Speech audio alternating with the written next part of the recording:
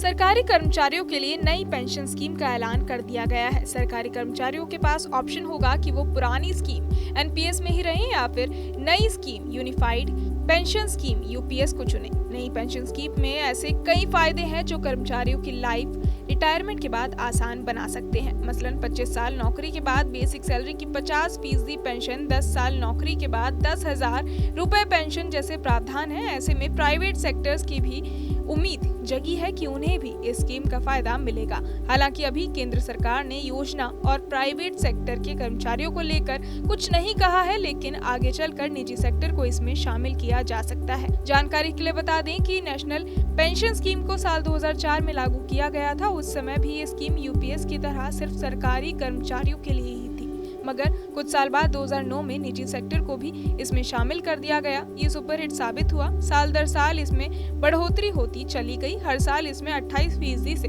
ज्यादा ग्रोथ देखी गई। इस साल जुलाई महीने में एनपीएस एसेट्स में 39% से भी ज्यादा बढ़ोतरी हुई और ये 2.59 लाख करोड़ की संपत्ति बन गई। हर साल इसमें 9 लाख से ज्यादा प्राइवेट कर्मचारी जुड़ते चले गए। बीते महीने तक करीब 58 लाख कर्मचारी निजी सेक्टर से ही थे। ऐसे में इस स्कीम और ज्यादा लोकप्रिय बनाने के लिए हो सकता है कि जल्द ही इसे निजी सेक्टर में भी लागू कर दिया जाए। आपको बता दें कि एनपीएस एक स्वैच्छिक योजना है जिसमें 18 से 60 साल की आयु वर्ग के सरकारी और प्राइवेट कर्मचारी को कवर किया जाता है। बुढ़ापे में भी नियमित आय होती रहे, कर्मचारी की जिंदगी आराम से कट जाए, इसकी चिंता सरकार को होती है, चाहे व्यक्ति बिजनेस कर रहा हो या नौकरी। बुजुर्गों की जिम्मेदारी समाज के साथ सरकार की होती है। सरकार ने उनके प्रयास के लिए कई प्रकार की योजनाएं शुरू की हैं। नेशनल पेंशन योजना उसी का हिस्सा है जिसमें व्यक्ति को 60 साल पूरे होने के बाद संरक्षित आय का हिस्सा मिलना शुरू होता है। एनपीएस योजना में 2 प्रकार के खाते खोले जाते हैं, एक टियर 1 और दूसरा टियर 2।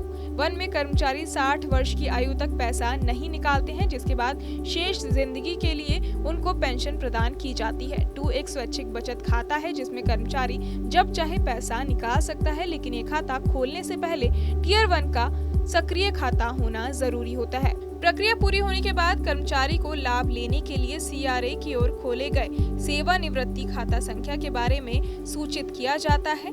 इसके बाद कर्मचारी अपने चुने पीओपीएसपी के माध्यम से अपना सदस्यता शुल्क जमा करना शुरू करता है। प्रोसेस पूरा होने के बाद कर्मचारी को लाभ मिलना शुरू हो जाता है। बहरहाल इस पूरी खबर को सुनकर आप क्या कुछ सोचते हैं, हमें कमेंट बॉक्स में जरूर बताएं और बाकी तमाम खबरों के लिए सब्सक्राइब करें न्यूज नेशन।